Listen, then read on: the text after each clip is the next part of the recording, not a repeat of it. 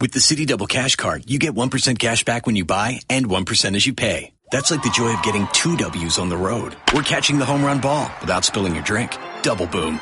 Double the love with the Citi Double Cash Card. Apply now at Citi.com/doublecash. This is the best of the Dan Le Batard Show with the Stugatz podcast. Stugatz's weekend observations are ready. Yeah. They will be in 10 minutes. You will get all of the Stugatz observations from a fun and big sports weekend. I imagine some Talib will be in there. Talib again stole Michael Crabtree's chain. It's just unbelievable. Mike, get that sound of Talib telling us the story about how Big Mama, his grandmother, handled business. What a great scene that was. Just Talib, Crabtree, Lynch escorting Talib off the field. I don't know if great is the way I would describe it, but it was, yes, it was entertaining. Talib has now had 2 of those. I told you, only time in my life I've been watching professional football and I've backed away from the television is when Talib was fighting Steve Smith because I got a little bit afraid. Right. I have sound from the Broncos radio network describing the fight. It did not seem like a nice thing that happened or a cool thing, as Stugatz described. Well, he said a great thing, and then he downgraded it to entertaining. Yes. Right. Were they appalled? Were the broadcasters appalled? 95-7 the game sounded a little scared as this was happening. Okay, but they're not the violence that's choreographed that they're good with that sometimes results in people leaving in ambulances or prayer circles with stretchers. That's the violence that they're okay with. It's totally different. Totally different violence. This kind of violence is not okay because why? Crabtree's helmet's off and there's an afro. He's able to trip him up, and Marshawn with a good run. Now there's a fight over on the Broncos sideline. Michael Crabtree is fighting with Aqib Talib. Aqib Talib, I think, went at Michael Crabtree. It's a brawl over on the Broncos sideline, and they are really going at it. They are throwing punches here. Multiple guys are swinging, and officials also. And now they're still going after Michael Crabtree. Now they're going after Crabtree. Is fighting Aqib Talib. Crabtree's got his helmet off. They're all going to be ejected, Tom. Right. They're all going to be kicked out. Crabtree throwing punches, going after Talib. This has become a street fight. What is going on? White guys.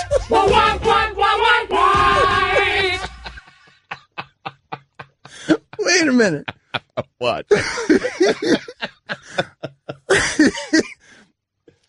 They were appalled. So they were guys fighting, and so that I hate it when that happens. You're there for one kind of violence, and another kind of violence breaks out. One that makes you I know. Wait a minute. I was expecting this kind of violence. Now the helmets are off. Somebody threw a helmet. There's a chain on the floor. Everyone's getting ejected. Crabtree's in the owner's box. Guillermo, put it on the poll. Was Crabtree uncomfortable sitting next to that scarecrow who owns the Raiders?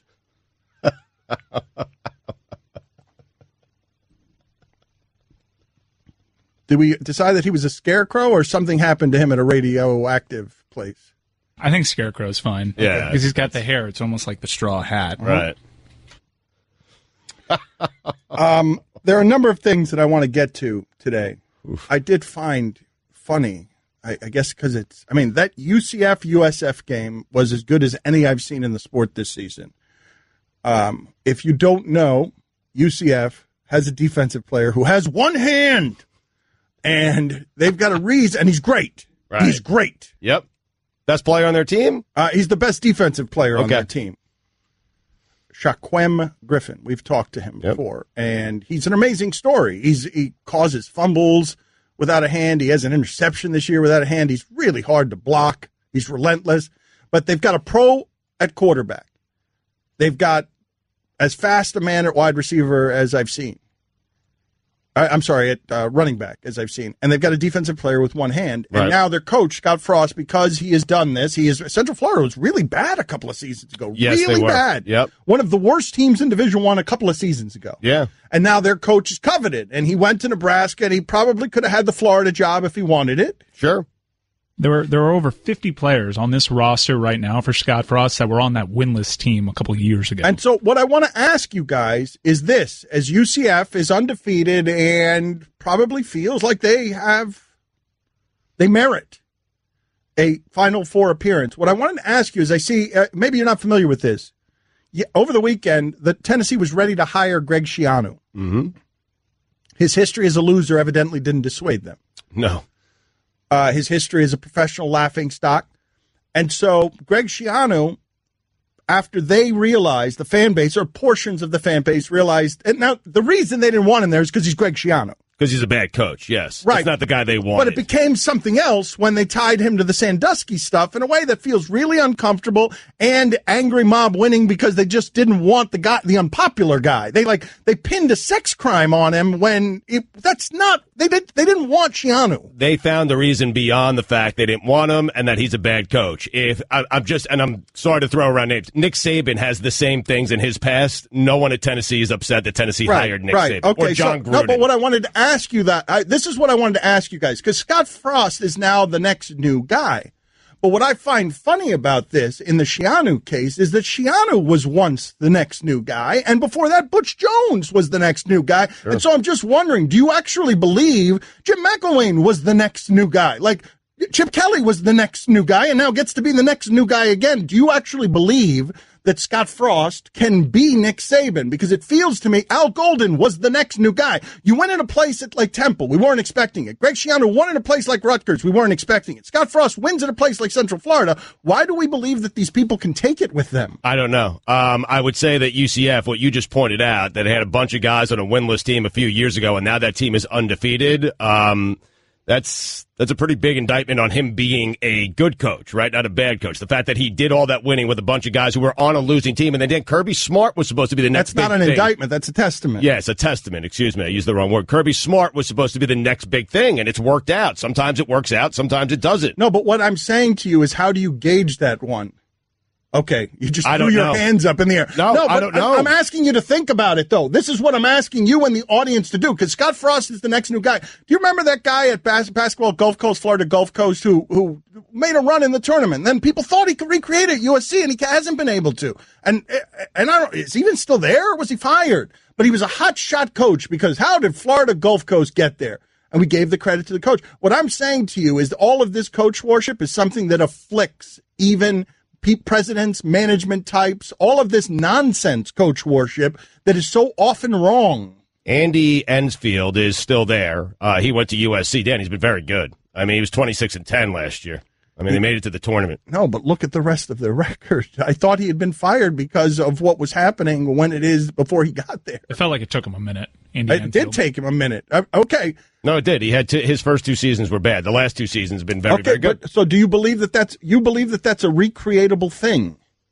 Like, you believe that Scott Frost is going to go to wherever it is that he goes, and that's how he's going to win? Because Nebraska's been hiring the hot new thing every time. Like, they've done this like 4 or 5 times recently. Right. Yeah, but to boost your argument, you're citing all the examples where it hasn't panned out. Lord knows there's plenty of examples where it has. No, but what I'm saying is that I feel like all of it feels random.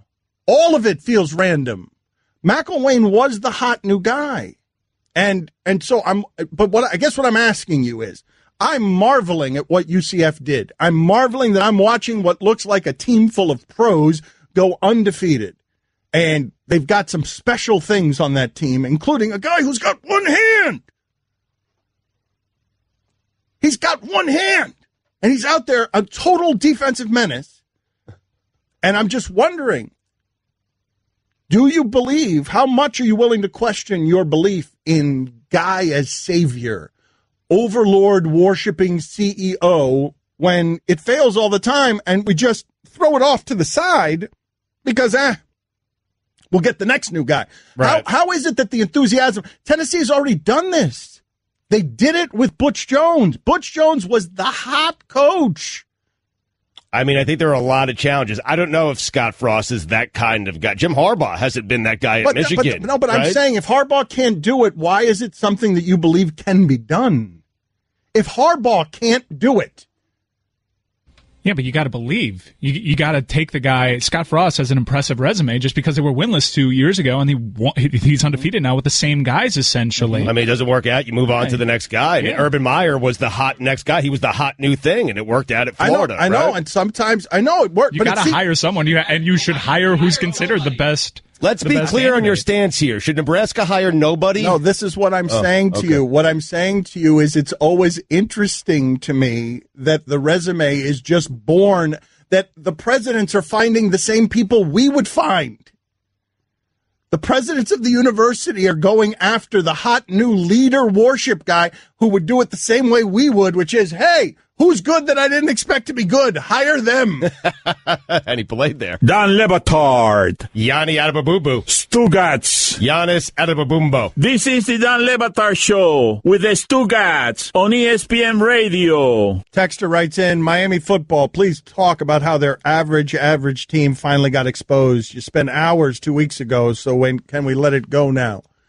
We spent the whole first hour talking University of Miami football. You can check it out on iTunes, 790theticket.com if you like. But now it is time for Stugatz's weekend observations. It is time for Stugatz to share his game notes. No one in the media will tell you what happened better than my boy Stu. Weekend observations is brought to you by Metro PCS.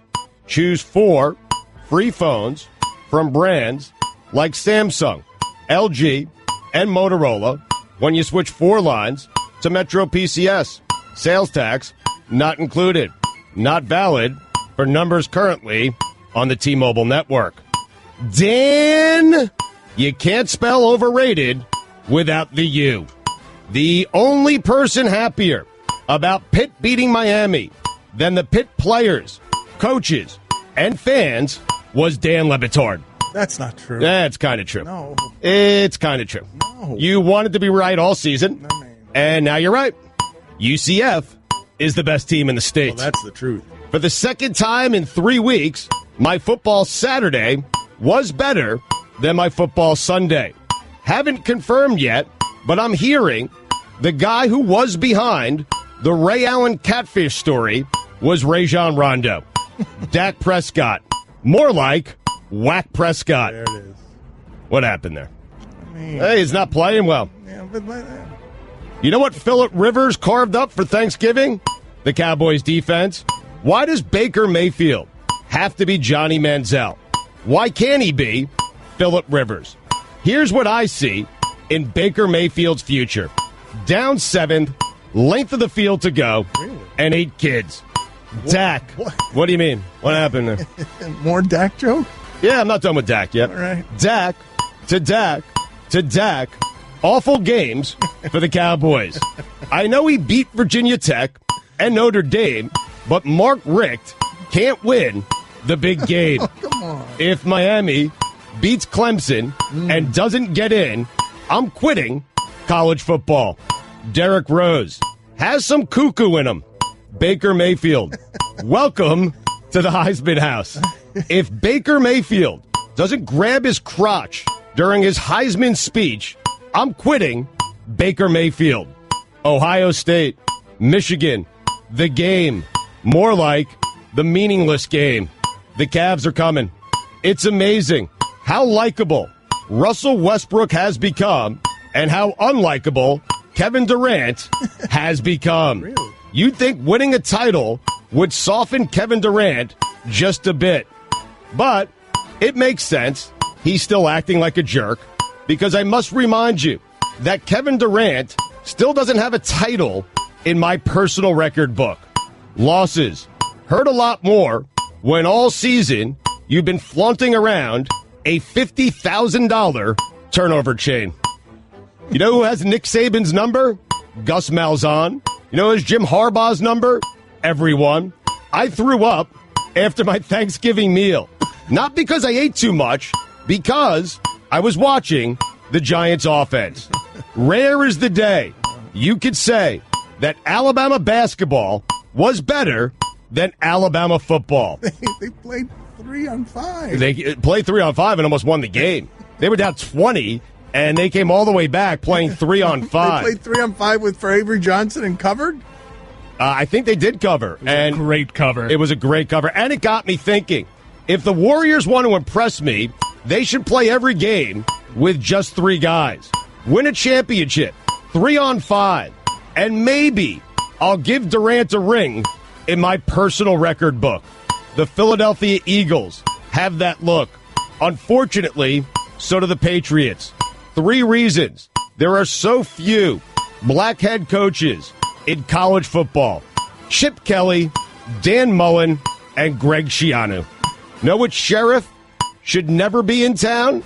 The one that plays backup quarterback for the Canes. Oh, for the love of God. Dan Tyrod Taylor is back. Unfortunately, so is Alex Smith. I missed Nathan Peterman. Don't look now, but we may have a quarterback controversy in Green Bay. It took Marvin Lewis 12 weeks to realize Joe Mixon is good. Patrick Mahomes, you're up. Blake Bortles can scoot. Blake the Snake.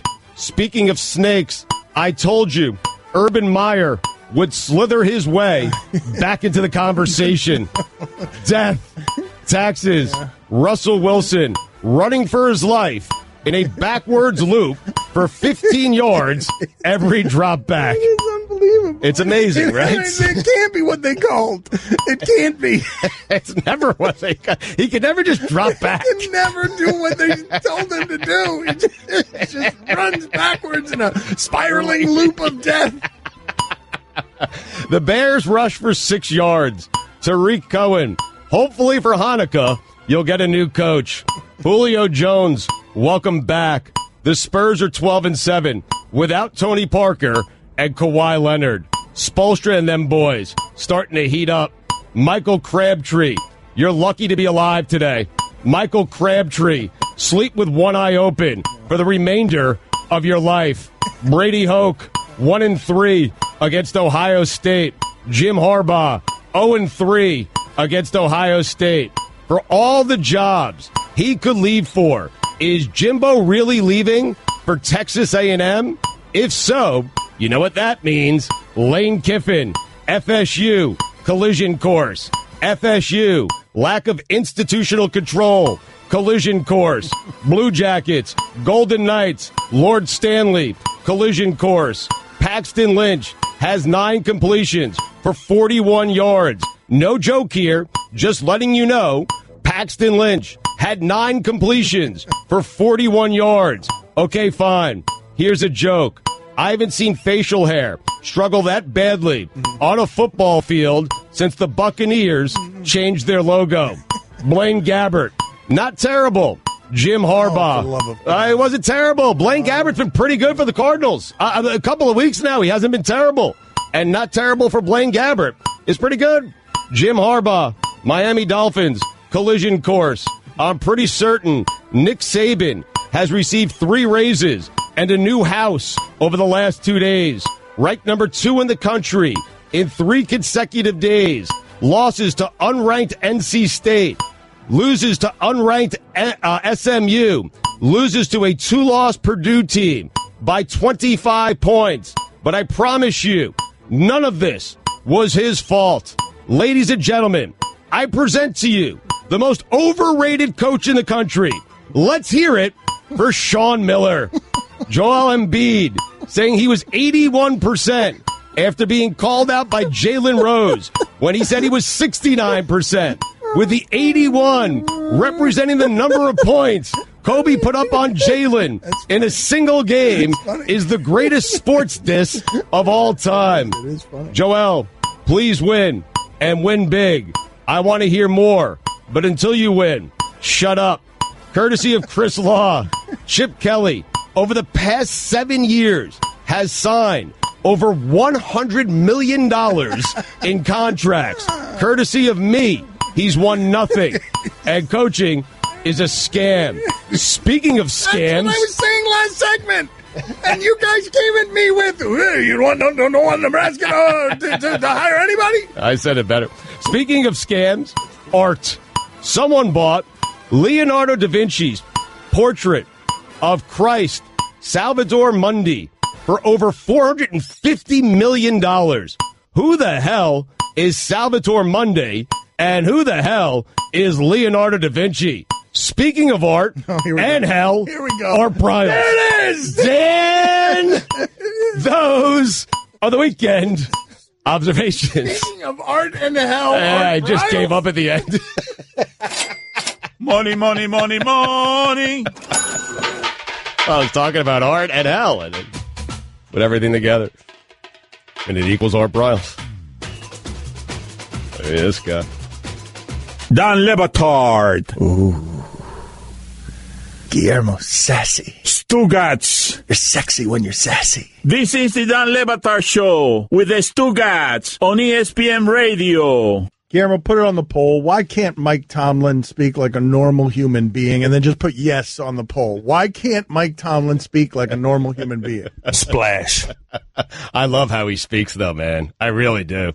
It doesn't matter what he says. I get goosebumps every time he talks. Don't do it the way I did it. Change the poll question to, does Mike Tomlin think he's in the military? I love his buzzwords. Chunk plays, popcorn, yes. Splash, yes. Fireworks. Yes. I mean, yesterday they survived. That was his big thing after the game. Got out of the stadium alive? Well, no, they survived chunk plays. They gave up a bunch of chunk plays and were still good enough to overcome them. Yes. But he just casually just calls them chunk. Survived a lot of chunk. Right. He doesn't even use the plays because he's always efficient. That Joel Embiid thing. Joel Embiid is really disrespectful, and I hope that no one knocks it out of him. Right. Well, he's got to win. Just keep winning. I mean, he I don't know if you could do that and lose. Just stay healthy. Yes. Just stay healthy, and they will win. Correct. And he'll be great, obviously. So Alabama basketball played with 3 players against 5, and this is the question I want to put on the poll, and I want to ask the audience and you. Do I win the NCAA tournament with 3 NBA starters and only 3 NBA starters? Wow. Can I win the NBA tournament? You're going to ask me a lot of questions. Who are the starters? Right. I'm saying starters. I'm saying not end of the bench guys who just got into the league. I'm talking about 3 starters. I will let you pick 1 all-star. There are some bad starters out there. Like Jared Jack is starting for the Knicks. Yeah, but he's going to be better than any college player. Isn't Jared Jack going to be better than any college player right now, given what you're seeing from Fultz and Lonzo Ball in the league? No? Yeah, I mean, but Jason Tatum. I mean, he's going to be better than most. They're going to be kids. He's going to be better than most. Most of the guys coming out of college are kids. So I get 1 all-star out of the 3? You get 1 all-star and 2 NBA starters. So LeBron or Can I win the tournament that way? LeBron or Durant is where I'd go with 2 NBA starters. Yeah, I think you're winning the tournament. I do. It's going to be so hard, like pick and rolls. You got nothing. You got 2 guys double covered all the time. Like you got to find the guy who's not double covered. Right. Because Alabama got back into that game because they were letting them get their shots. They gave them space because they had a big lead anyways. If you have 3 NBA All-Stars, you have to attack them. You can't give them a shot. Well, he's not even saying All-Stars. You get 1 All-Star and just 2 starters. Ooh. 2 starters. Yeah, I didn't give you 3 All-Stars. I gave you 1 All-Star and like a Markieff Morris. Well, I'm taking no. I'm taking an All-Star and then borderline All-Stars. But he's a starter. He's like, but I'm going to take guy's never making an All-Star game. But I'm going to take like LeBron, Durant, and then like a Whiteside or someone like that. Yeah, if you plug Markieff Morris in college basketball right now, he wins Player of the Year. He wins a Wooden Award, right? Andre Drummond has never been in an All-Star game, right? I don't think so. You put that in the middle of a college court against kids, he's going to look like Shaq. LeBron, Drummond, Whiteside. You're going to get a lot of fouls, but you're going to send Drummond to the line all game. He's going to get 38 points on 100 free throws, 38% shooting from the line. He's going to get 100 free throws, and it's going to eventually be 3 on their 3 because all your guys are going to foul out. Drummond was an All-Star last 2016, so last year. I'd be okay with the NBA having a power play. Like you mentioned. 5-on-4? Yeah, like 2 minutes. I'd be, Guillermo, put that on the poll. Would you be okay with the NBA having a power play? Like for flagrant fouls.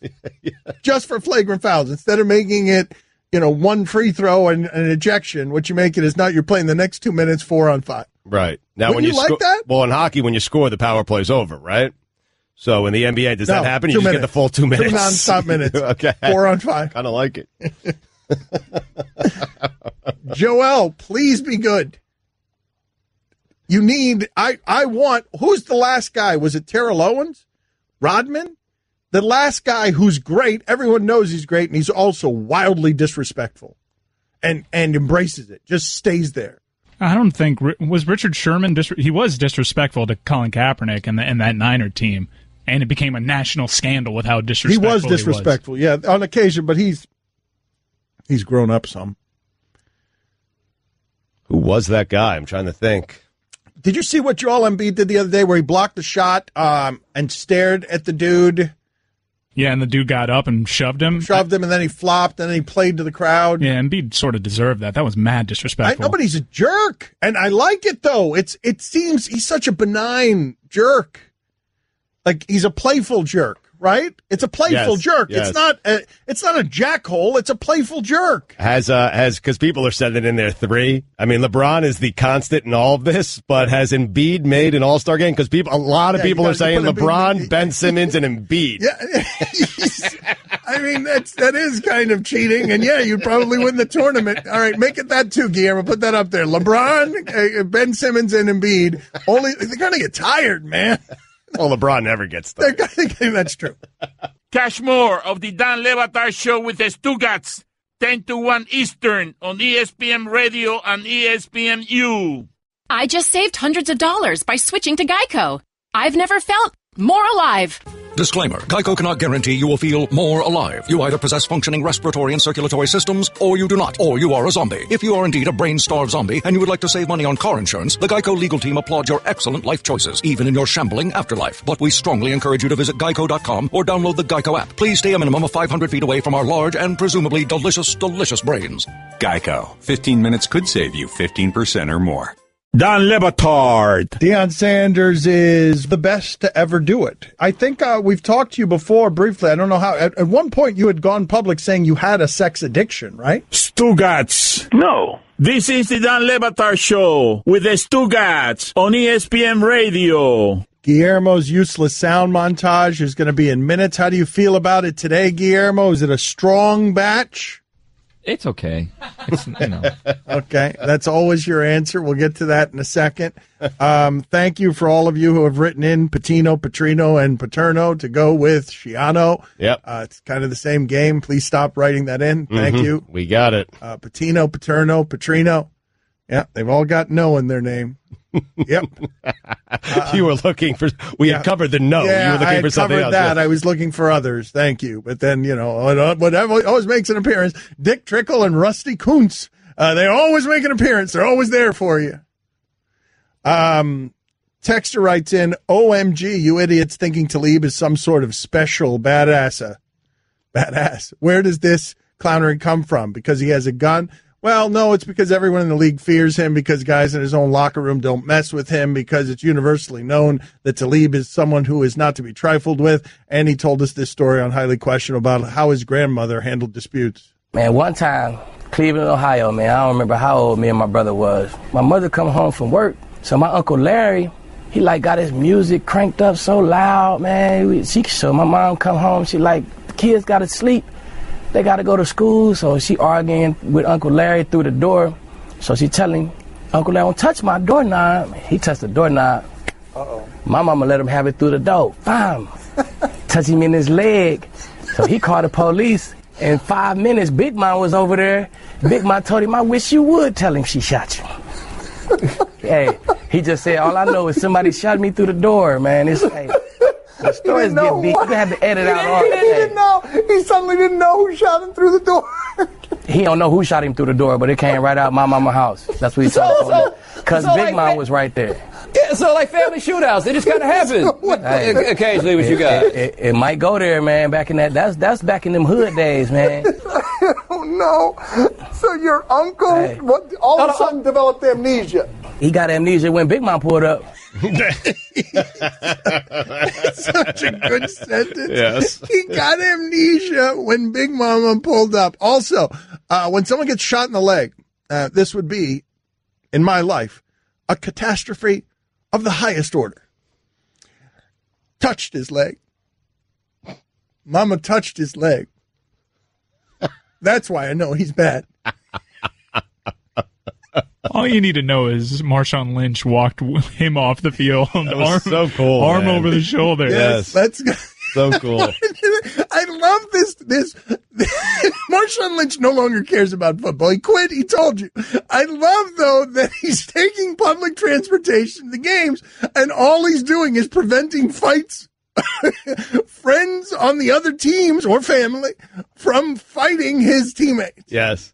Defended someone on another team. That's twice. Got kicked out, and then watched the rest of the game with fans. Marshawn Lynch leads the league in defending his friends on the other team, or defending his team from his friends on the other team.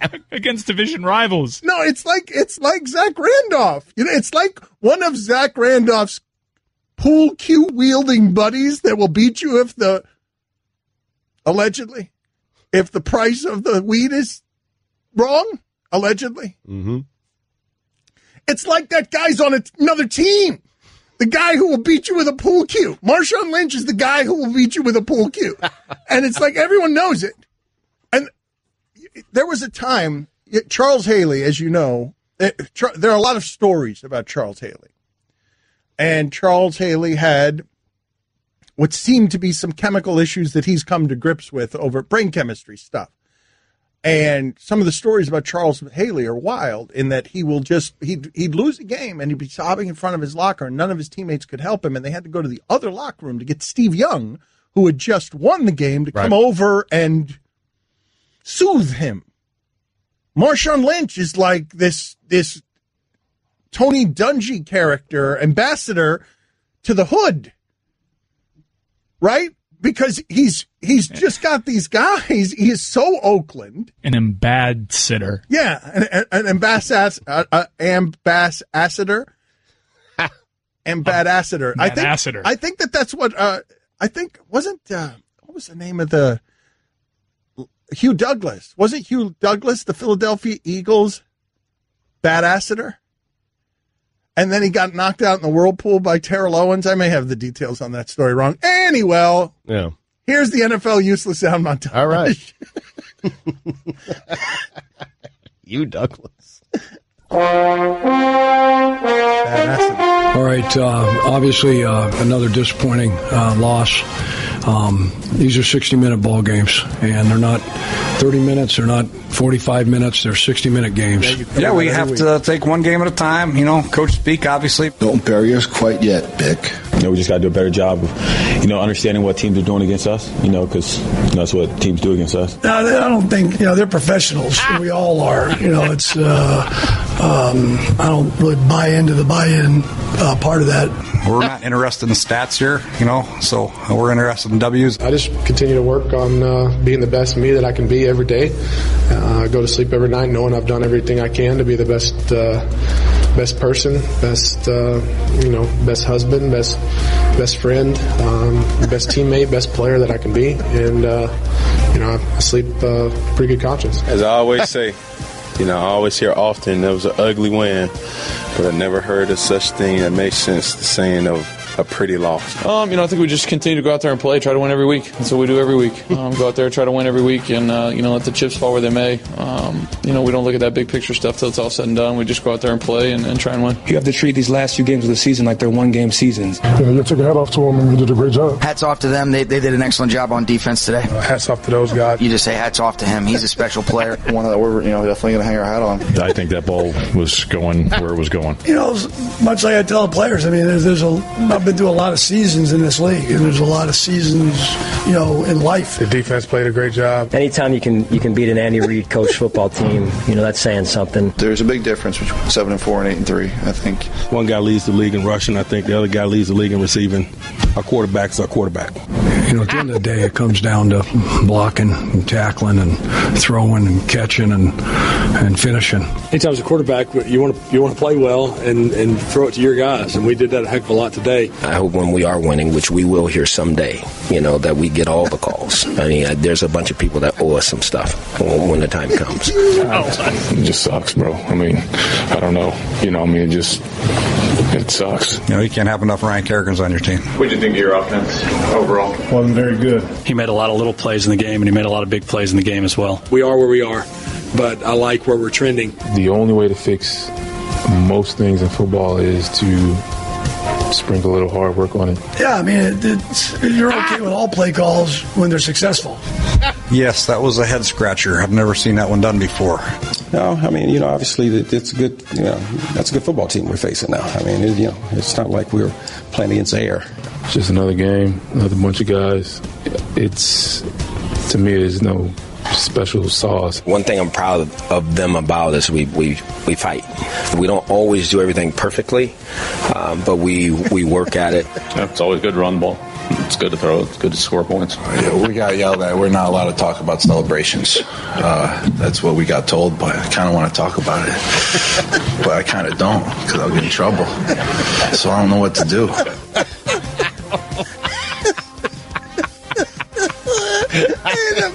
The first thought that one day, the historic first thought that Gronk has ever had, measuring consequences.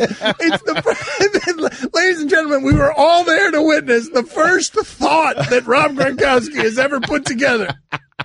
Sound of the Day is brought to you by Dollar Shave Club. Upgrade the shaving with a fresh blade whenever you want for a fraction of the price.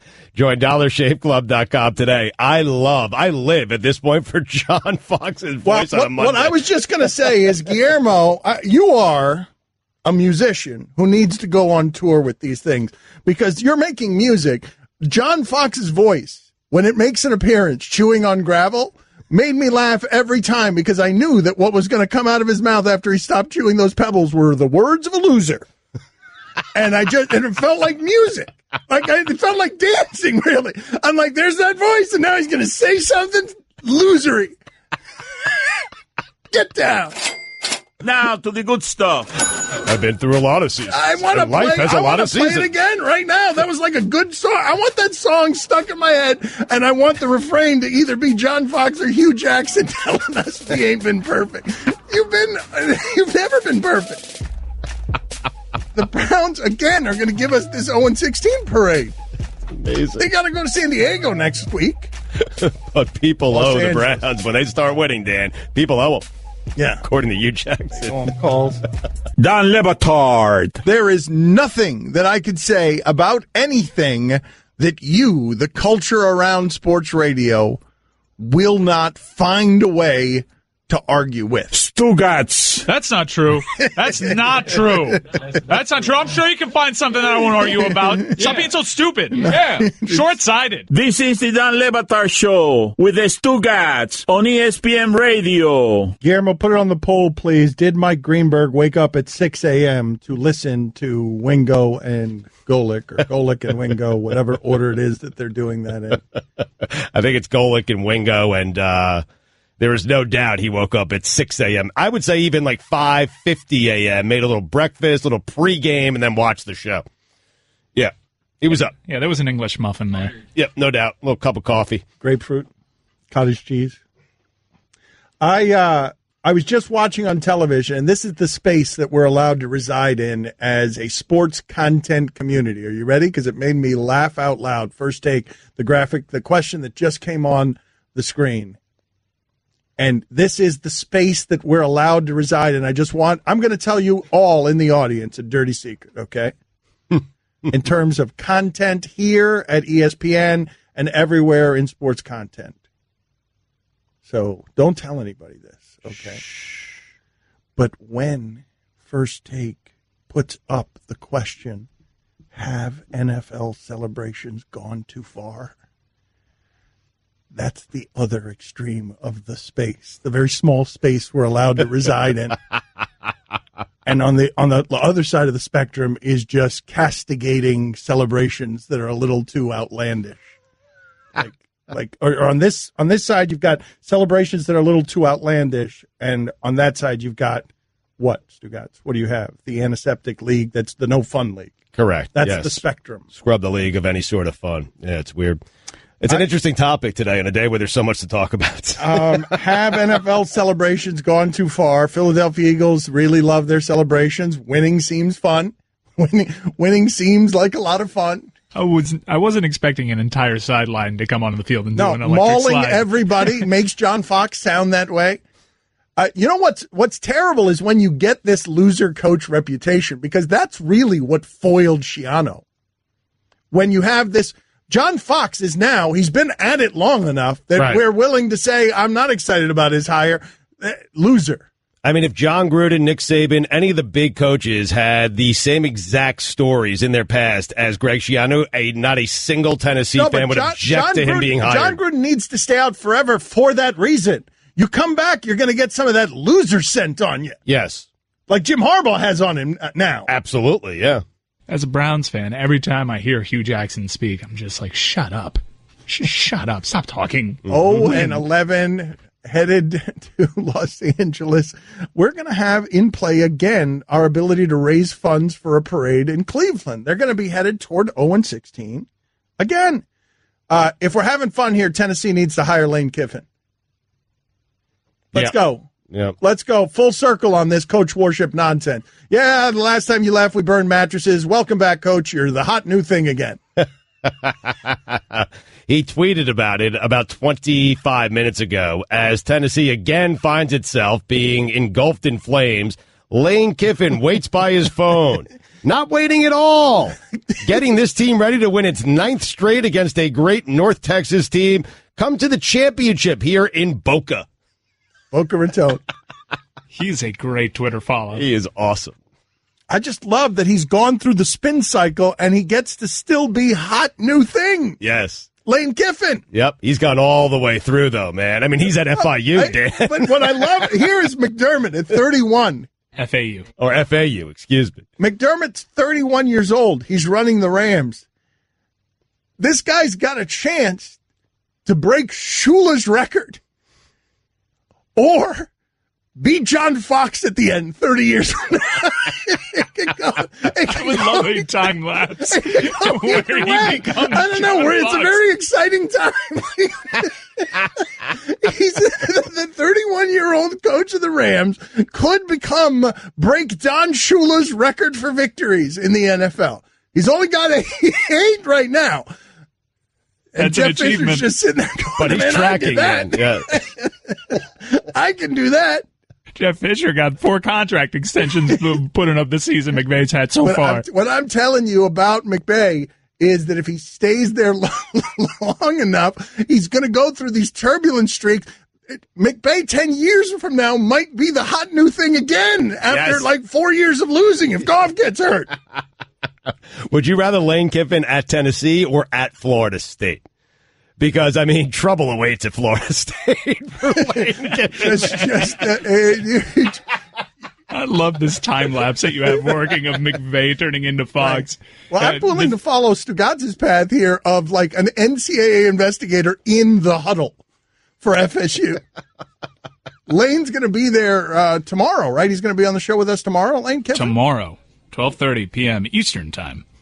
But do you guys not find any of that stuff funny? The idea of Schiano is probably okay. If Schiano gets another shot somewhere, he's got a chance at having success because... Of course. I mean, Belichick didn't have success his first go-around, and now he's the greatest coach ever. I'm just saying, like, this is such silliness, this thing that we do. How did the Rams get it that right? How did they find a 31-year-old person who is willing to throw late against Sean Payton, who onside kicked in a Super Bowl because he's not afraid of anybody? Like, how did the Rams... Sean McVay must make Jeff Fisher feel so bad about himself. Well, did they get it right, or did the guy choosing the players get it right with Gurley and Goff? No, it's not just them, though. It's their left tackle is a monster. He's new. Is it Whitworth? Yeah, Whitworth's new. Aaron Donald, right? Aaron Donald's totally unblockable. Give it time on McVay. Time is a flat circle. No. Yeah. You either die a McVay or you live long enough to find yourself a John Fox. Don Batard. What I do with Karate Kid is I have it on TiVo constantly. It's just sitting there, and what I do, Dan, I've isolated it to the final scene, to the Valley Championships. I just watch that. Stugatz. Sprint through that, gets me goosebumps, I get all psyched up, and then I go face the day. Do you do that? No. Sweep the leg, you don't know? No. Oh. This is the Don Batard Show with the Stugats on ESPN Radio. ESPN Radio is presented by Progressive Insurance. Guest on the Dan Batard Show appear via the Shell Pennzoil Performance Line. Here's your SportsCenter update. Monday Night Football tonight. The 4-6 Texans head to Baltimore to take on the 5-5 Ravens, 8:30 on ESPN. The University of Tennessee has backed out of a memorandum of understanding with Ohio State defensive coordinator Greg Schiano to be the Volunteers' next football coach, sources told ESPN's Chris Lowe. And finally, an Arkansas couple that frequents Olive Garden will be naming their daughter Olive Garden. A spokesperson for Olive Garden says they have sent a little surprise to the expecting parents and plan to send more food and gifts when Olivia arrives. Weird. For all the latest headlines and information, tune in the Sports Center on ESPN Radio all throughout the day. What are you shaking your head about, Guillermo? What happened? He messed that read up. I did mess it up, and then I just lashed out and said it's weird because I was mad at myself, and I lashed out at the parents for doing that to their poor daughter. You did it two different ways. Just move along. No one noticed. Yep. Dan didn't notice, thankfully. Do you guys want to find me? A bunch of people saying here, I know that the coach of the Rams is Sean McVay. We called him McBay because he's beautiful. McBay, B-A-E.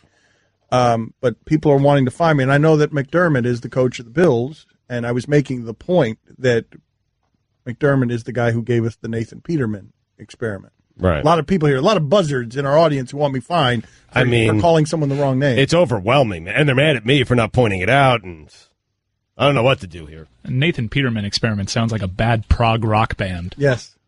It also sounds like a bad horror movie, doesn't it?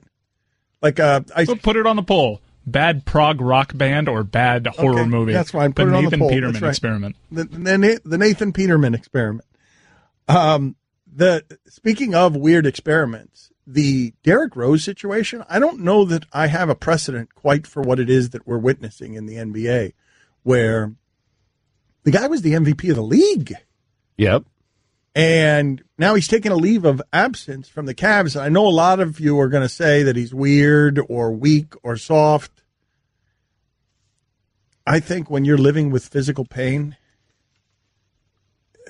the money helps with painkillers. But like when you're dealing with physical pain, when it hurts to do something, right, it's something that can be really life-altering. Now, maybe he is just a little off. Maybe he's... well, it can be, right? It can be both, right? But I think, Dan, not just living with a physical pain, it's knowing how great you could have been, right? There's some mental stuff going on there as well. Like, wow, I was the MVP. Everyone was talking about me. Like, I'm next. I'm the next guy in the NBA. And now I can't do that anymore. If you were there, if you were in his position, because I know a lot of people are looking at this and saying, this guy has made a lot of money. But if you were in Derrick Rose's position, right, your body hurt, and he is said to be reevaluating his future.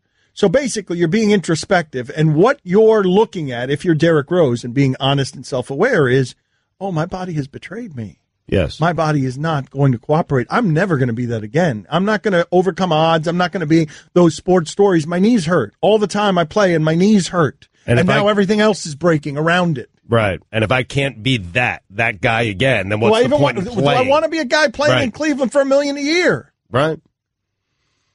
Man, I'd hold on to it for as long as I can, though. Even with the pain, the physical pain, the money certainly helps. I'm not saying it gets him over everything, but it definitely helps. And he's young. I just try to play that sport. He still loves the sport. Never going to be that great again. I try to latch on to it for as long as I could. But hold on with the love, because now it hurts. Now it physically hurts to do. Right. That becomes when something now either physically or emotionally hurts to do, even if it's a relationship, love can get conquered by that.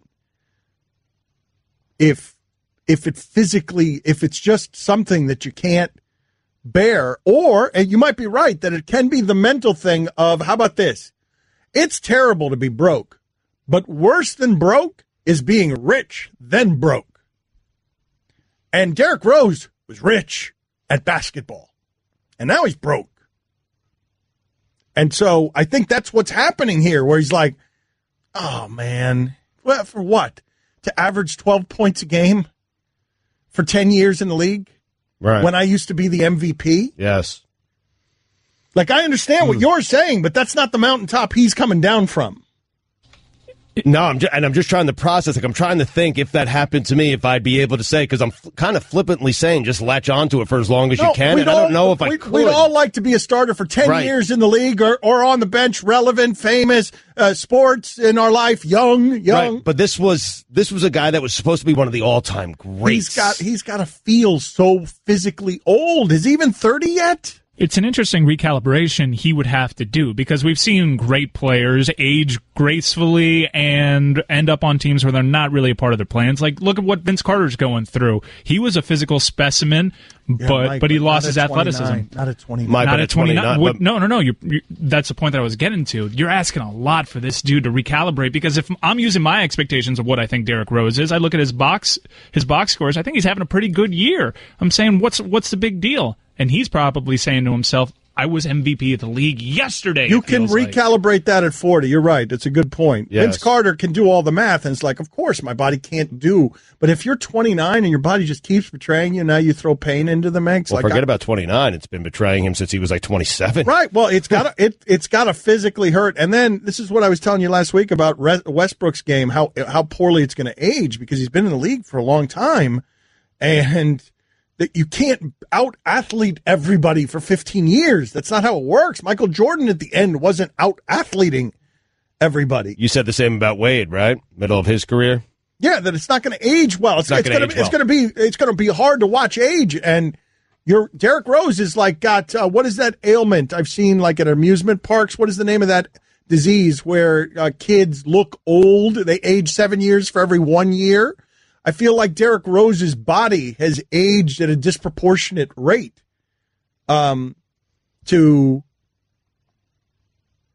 he's just broken. He's physically broken, and now it sounds like he's mentally broken. If he's leaving the team in the middle of the season, a team that, was struggling. You're talking about progeria, where you appear older than you actually are? Yes. You just what that movie Jack was I don't based think on? you appear older than you actually are. You actually age as well. You age, and then and I believe they die early, too. Yeah. What a horrible analogy by me. It was. And you also said you've seen it at amusement parks. Yeah. That's kind of weird. Yeah, I know where you were going with that, but amusement parks was not the right word. Okay, thank you for that clarification. No, you know what? Sorry. No, it's an important correction, and I appreciate it. I didn't finish the thought. I gave you a partial thought, and so now you... All right, let's recap here what just happened. Because there's someone in our audience right now thinking to themselves, wait a minute, I can go to an amusement park where they have kids that age differently than the rest of us and look older than they should? And that's clearly not what I meant. How would business be doing at this awful amusement park? Should I be laughing? No. Well, you're laughing at me. We're not laughing. Okay, we are not laughing at the illness. No, you're laughing at me and my incompetence. I'm trying to invoke Jack just because I feel like that's a safer movie to laugh at, even though it was sad. When's the last time you went to an amusement park? Like, if you've been to an amusement park in 20 years, I'd be shocked. Hold on. Slow your roll. I need to correct what just happened here before you go and pull the show back to Wacky Land. Well, corrected already. I mean, good name for a park, Wacky Land. Not this theme park that Dan was talking about. Right. When was the last time I was in an amusement park? That's a good question. You want to correct this? Or yes, I want to correct this. The reason... Yeah, it should prioritize. For some reason, the only time that I've seen anyone with this disease, a disease, the name I always forget, and I have to search for, just like we did. Progeria. Mm-hmm. Is on little news packages of kids who are at an amusement park enjoying things as kids, and they look like old people. And so that was the thought that was in my head that I did not complete on a terrible analogy. Admittedly, all failures everywhere. Don't forget, you can hear more of my sons Dan and Stu weekdays starting at 10 Eastern on ESPN Radio and ESPNU. Dan Le Batard. Stugotz is disgusting. Stugotz. Yep. This is the Dan Le Batard Show with the Stugotz on ESPN Radio. ESPN Radio is presented by Progressive Insurance. Guest on the Dan Le Batard Show appear via the Shell Pennzoil Performance Line. Here's your SportsCenter update. Yahoo Sports baseball reporter Jeff Passan is relinquishing his Hall of Fame vote thanks to That's what I said. I didn't say it that way? You said it with a G. Relinquishing his Hall of Fame vote thanks to Joe Morgan's letter urging Hall of Fame voters to keep out players believed to who have used steroids. Passan called Cooperstown a shining beacon of divinity set upon a hill of hypocrisy. Wait a minute. So he gave up his Hall of Fame vote? So he did the same thing that I did?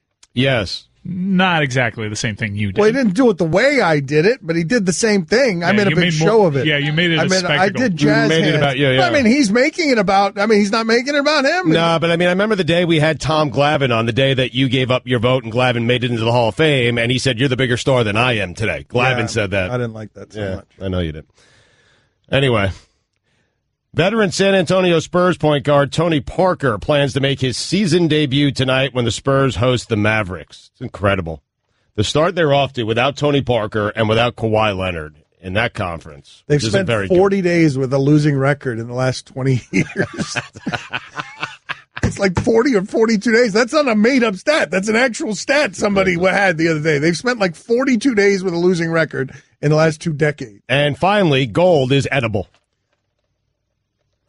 Chris, can you look the stat up for me, please? Look up the stat on the Spurs, the number of days that they've had a losing record. Domino's loves you so much that they are offering 50% off the menu price on all pizzas when you order now on Domino's.com. Online only and valid November 27th through December 7th. Prices, participation, delivery area, and charges may vary.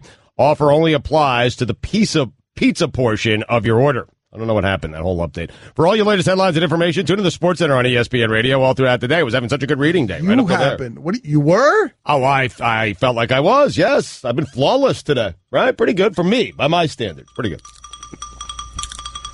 Fewest days with a losing record in the NBA the last 20 years. The Spurs, 48. You want to hear second place? Please. The Mavericks, 759.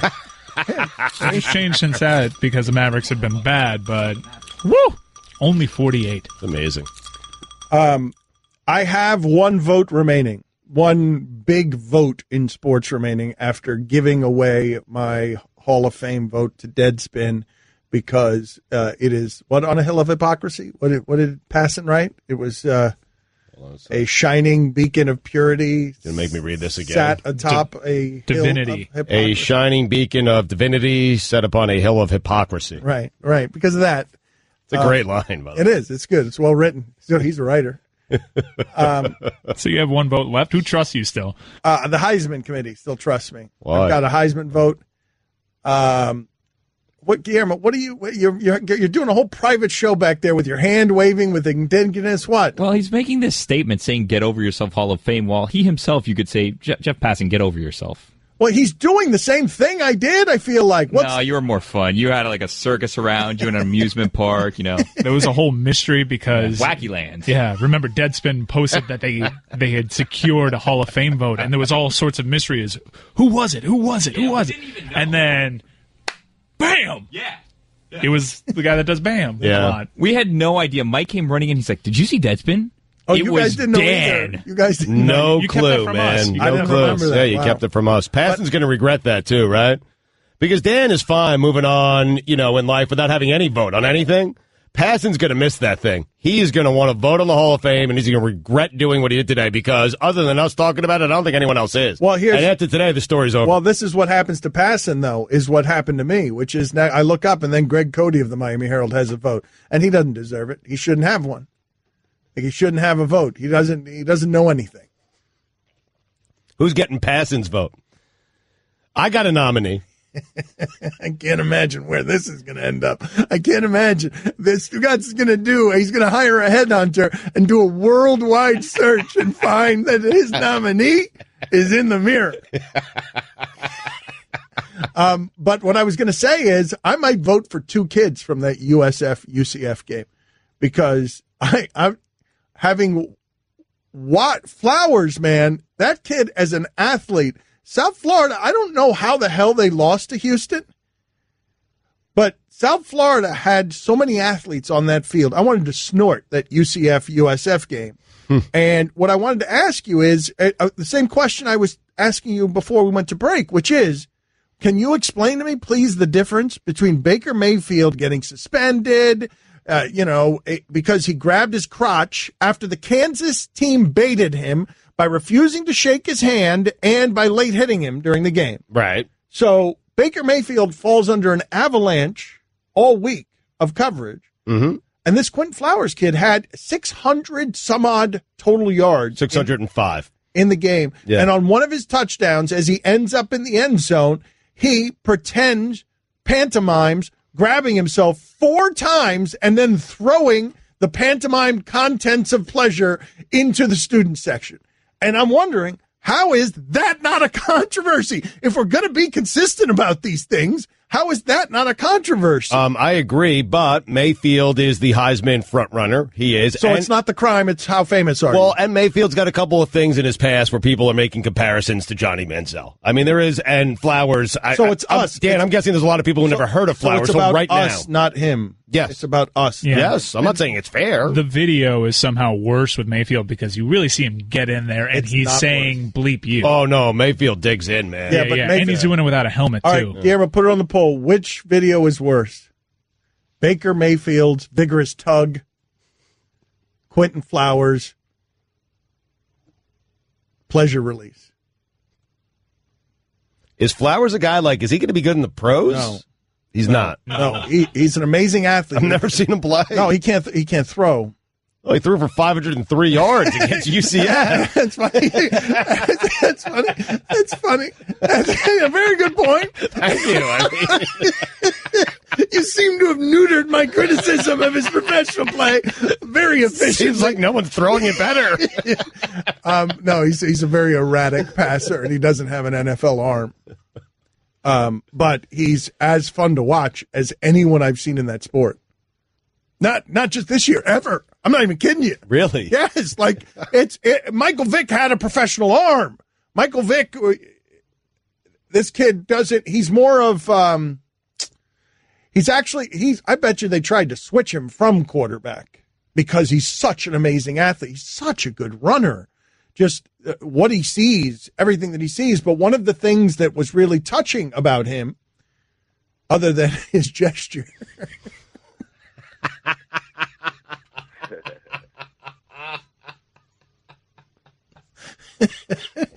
I'm sorry.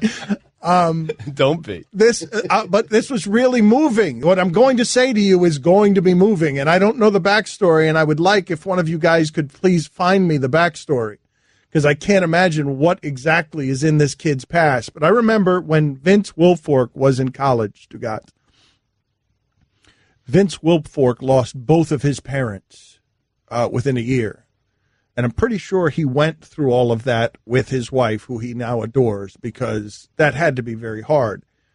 Quentin Flowers, the quarterback for the University of South Florida, was at senior day, and he had no parents there with him. And so Charlie Strong was kind of holding him up as he was there crying. And I don't know the backstory of why his parents are no longer with us. Father died in a drive-by shooting when he was 7 years old, and mom died of cancer in 2012.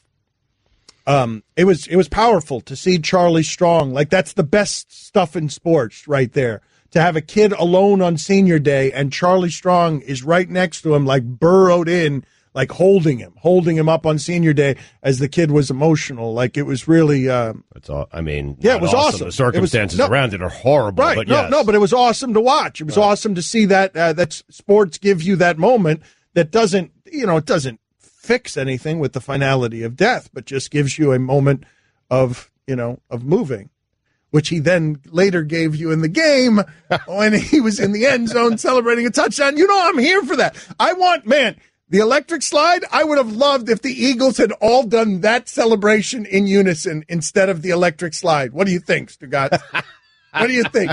I would love the interview afterward to be about, Carson, what was that? The gesture you guys were doing of pleasuring yourself. I don't know why it was Boomer.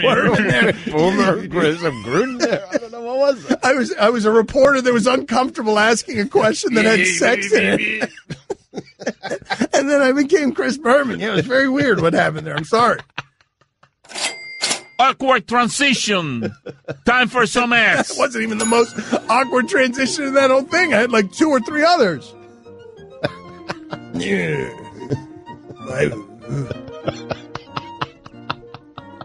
Don Batard. Is Mr. Pibb still out there? Pibb is still going, man. It's owned by Coca-Cola, and it's still going strong. In fact, they just came out with a Pibb Extra. Coke owns everything, man. Stugatz. They don't really own Dr. Pepper. They own Dr. Pepper's rights in Europe only. Right. Dr. Pepper Snapple Group owns Dr. Pepper. Stugatz, how do you read the internet so poorly? This is the Don Batard Show with the Stugatz on ESPN Radio. Guillermo, put it on the poll, please. Should Schiano get the full buyout? Because if he is fighting for it, and Stugatz says he should fight for it, if you're just joining us and haven't heard the news, Tennessee had settled on Schiano as their coach, and then there was a very mild protest. I mean, it was like one bed sheet and somebody threw a mattress. It was worse when Lane Kiffin left. There were burning mattresses. Correct. We did a day of shows. Why is it when white people do it, it's not called a riot? And we did a whole thing of like burning mattresses. That's a riot. You got a burning mattress, you got a riot. Like that's it. We did a whole show where we were looking for the rules on what is a riot. And so that was not what got Schiano overturned. But they just realized, oh no, we were about to hire Greg Schiano, and now because they had signed some paperwork, he wants his full buyout. Allegedly, reportedly, according to a text I got. Right, hearsay.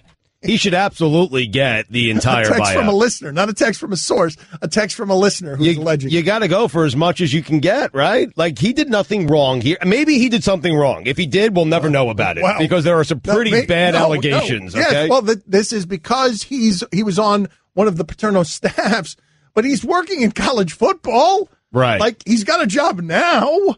He's not Art Briles. Right. Like, banned from...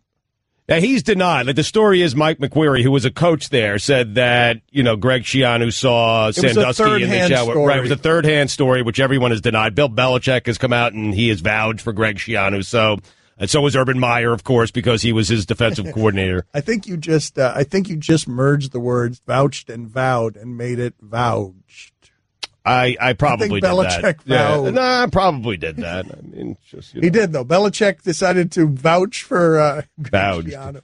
And by the way, we should say all of this is speculation because no one's actually confirmed that he indeed signed the memorandum. It's just all hearsay. I'm more interested in the hypothetical than the facts. We let's put all the qualifiers out there. We don't know what we're talking about, and we're largely joking around and spoofing sports radio. Yeah, what I was doing there was not being concerned about your sensibilities. We are not a journalism entity. We work for Disney and ESPN. We ourselves are not a journalism entity. But Mike, both sides signed.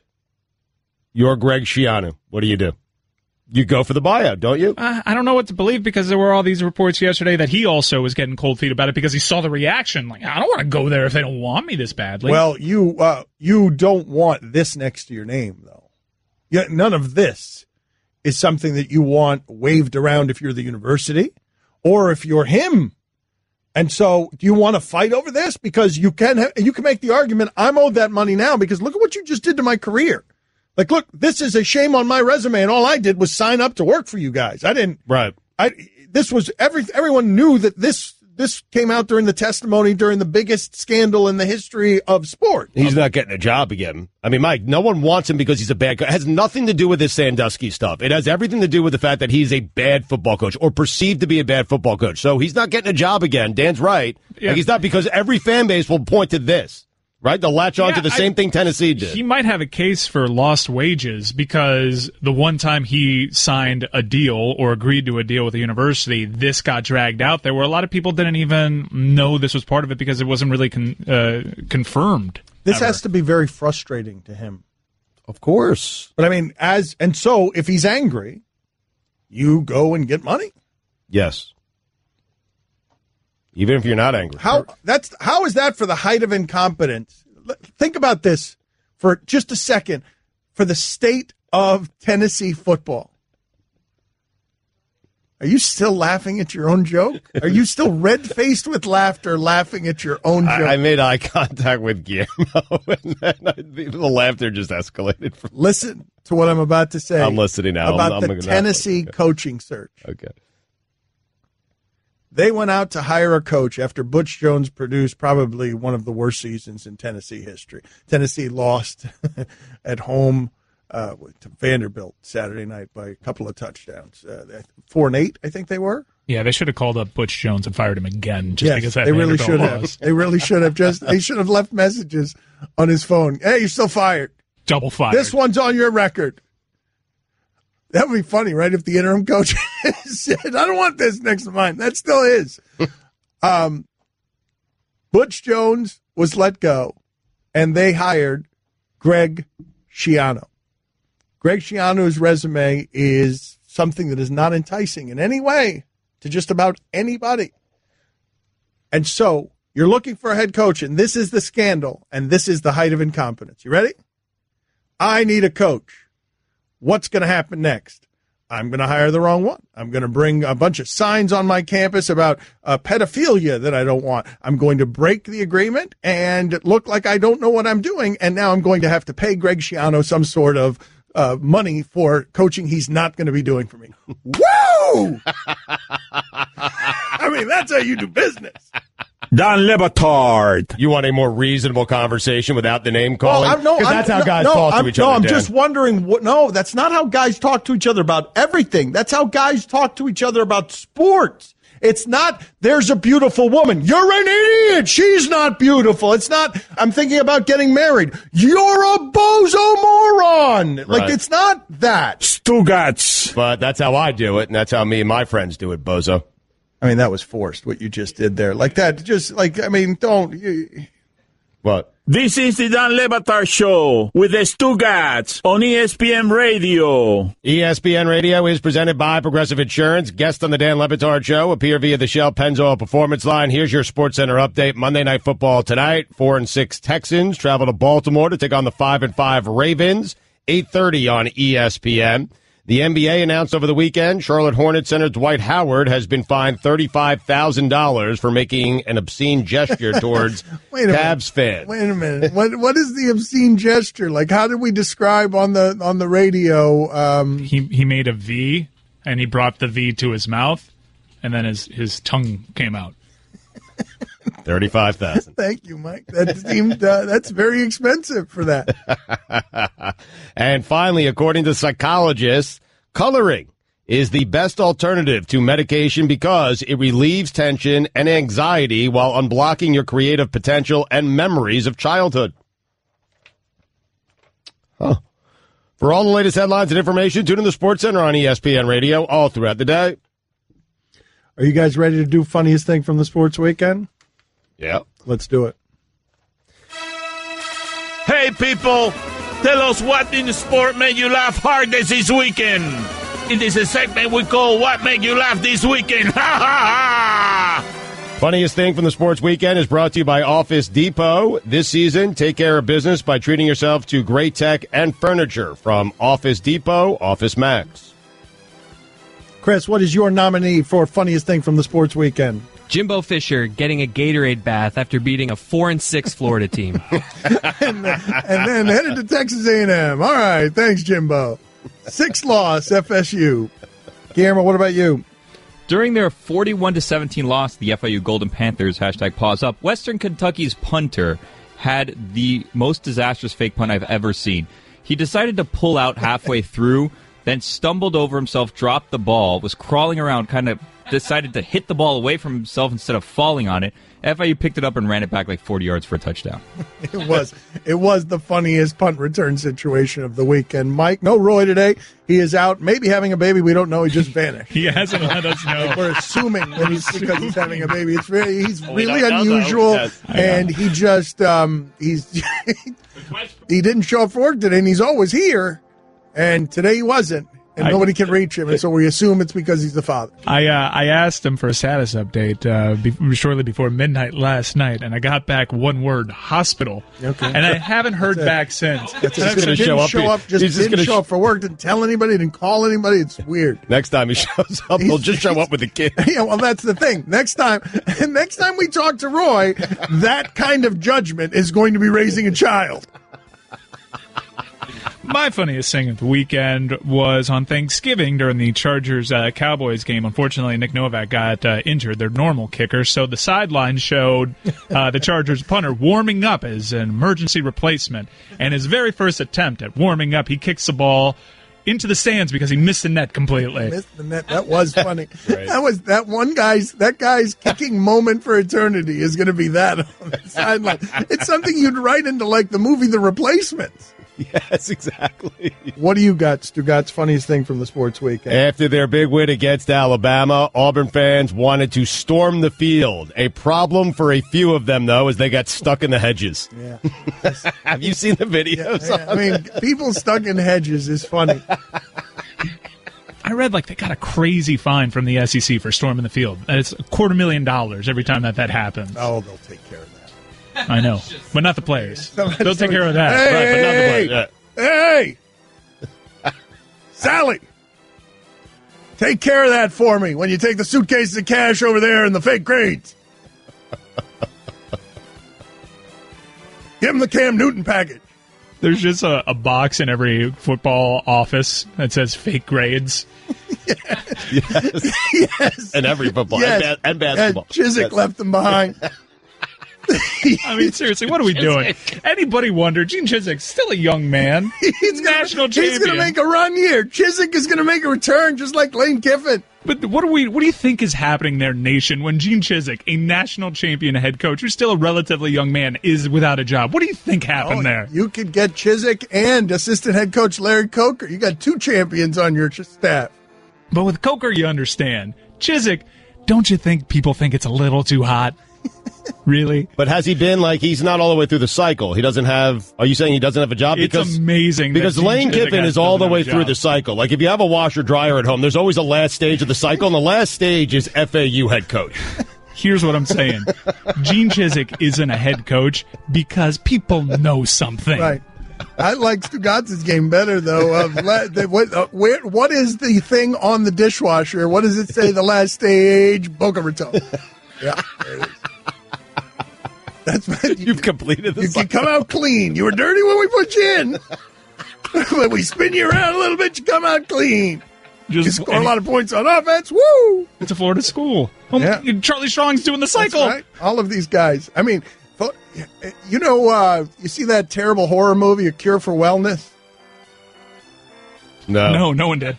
Okay, no. Clearly not. Anyway, the movie, there's a sanatorium, whatever it is, somewhere in the wilderness that's, doing things to keep people young and stuff. That's going to be Florida for all these college football coaches. We are a cure for wellness here. Like Charlie Strong, Scott Frost, they're all coming down here. Mark Richt, it's like Fountain of Youth. Lane Kiffin, Butch Davis. I think the cycle's getting stuck on old Butch because he's old Butch. If he were a younger man, if he was young, but forget it. This is it for Butch. This is it. Has to be the final stop. Yeah. Has to be. I think he's still climbing. Yeah. Tennessee's looking. Florida State might be looking soon. I love the idea of Tennessee rehiring Lane Kiffin. I really do. Like the whole thing coming full circle in a way that'll make your face explode. And the fan base getting excited about it. Yeah, that's right. They're like sleeping outside for tickets on those burned mattresses.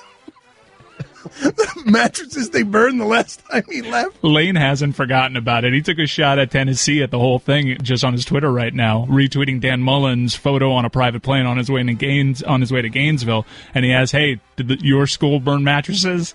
He's great. He'll be on with us tomorrow at this time, I believe. I enjoyed talking to him. Lane. And then he welcomed Dan Mullen to FAU's state. I feel I mean, he's the absolute. I am loving the Lane train, man. Everybody, hop aboard the Lane train, baby. Can I get the sound here, please, of a loon? Can you just play the sound of a loon, please? Well, I'm just so upset with myself. There was a non-football injury. Too many damn people on the sideline, and a guy with a camera hit him in the knee. I'm gonna find out who. And think about that. So I'm so angry right now. I got to move on. But did I let that happen? Not just someone on your freaking sideline, and now you hurt your quarterback. I'll find out who that was. Do what? He said a full-blown investigation. How is that not the funniest thing from the sports weekend? Urban Meyer's quarterback was heard by a cameraman. Listen to him. He sounds like a total lunatic. Well, I'm just so upset with myself. There was a non-football injury. Too many damn people on the sideline. And a guy with a camera hit him in the knee. I'm going to find out who. And think about that. So I'm so angry right now. I got to move on. But did I let that happen? Not just someone on your freaking sideline and now you hurt your quarterback. I'll find out who that was. He sounds like Liam Neeson and Taken. I was just saying, I want to hear Liam Neeson read just that. Good luck. I will find him. I just see this poor cameraman being interrogated. Like, what? Nobody set me up to it. Nobody tried. Just clumsy. Dan wins a game this week. Yeah, that was great. Well, hold on. Let me hear some more sound here, because this sound sheet had a lot of stuff on it that I wanted to get to and didn't. So let's just knock them off one after another here. Can I knock off that sound from the weekend with Bill Walton discussing... Stugatz, do you think I can knock off that sound with Bill Walton discussing Bridges? Let's find out. Michigan State hasn't even needed Miles Bridges, who is not, I'm told, related to Lloyd or Bo or Bill, the Bridge School, the Bridge Benefit Concert, the St. John's Bridge, or the Golden Gate Bridge. There's a foul inside, and it's on Michigan State and Tillman. I love Bridges. It really is the ultimate tool, because it allows you to get someplace you can't get on your own. There's a lot of bridges here in Portland as well. 12 between the Willamette Falls and the St. John's Bridge on the north, including the Tillicum Bridge, which is the largest, longest non-car bridge in America. I mean, it's close, man. And you got to give him credit, because when you start going off on bridges, you better know your bridges, and he knew his bridges. Yeah, well, it sounded a little rehearsed. He knew a little too quickly how many bridges there were in Portland. 12. How many bugles do you think he put in his mouth right after he said that? Well, Gary, put this on the poll. Do the play-by-play guys hate Walton? Just question mark. Now, hold on, Mike. I want an assortment of sound here. So play again the Broncos-Raiders fight as it was brought to you by 95.7 The Game. Here is the appalled announcers. He's able to trip him up, and Marshawn with a good run. Now there's a fight over on the Broncos sideline. Michael Crabtree is fighting with Aqib Talib. Aqib Talib, I think, went at Michael Crabtree. It's a brawl over on the Broncos sideline, and they are really going at it.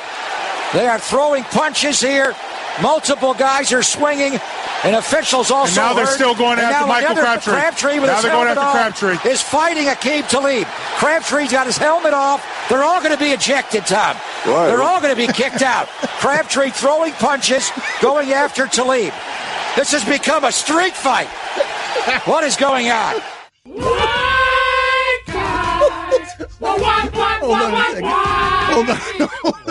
Hold on, Mike. In the middle of that, they went to their sideline reporter, Tom, whose contribution to that segment was a sound that I think is the only sound that he made during the entire thing, and it was just a sound of bewilderment. So I want you to hear this again, and I want you to listen in the middle when they go to the sideline reporter, Tom, and I want you to listen to his report from the middle of that. He's able to trip him up, and Marshawn with a good run. Now there's a fight over on the Broncos sideline. Michael Crabtree is fighting with Aqib Talib. Aqib Talib, I think, went at Michael Crabtree. It's a brawl over on the Broncos sideline, and they are really going at it. They are throwing punches here. Multiple guys are swinging, and officials also. And now they're heard. still going and after now Michael Crabtree. Crabtree with Now his they're going helmet after off Crabtree. is fighting Aqib Talib. Crabtree's got his helmet off. They're all going to be ejected, Tom. Right. They're all going to be kicked out. Crabtree throwing punches, going after That's Talib. a different voice. This has become a street fight. And his contribution was I want that isolated. I want isolated. I want to come back with it. Isolated. Look at me now. I'm getting paper. Allison, get me Tom. You can listen to the Dan Le Batard Show with the Stugats 10 to 1 Eastern on ESPN Radio, and you can watch on ESPNU.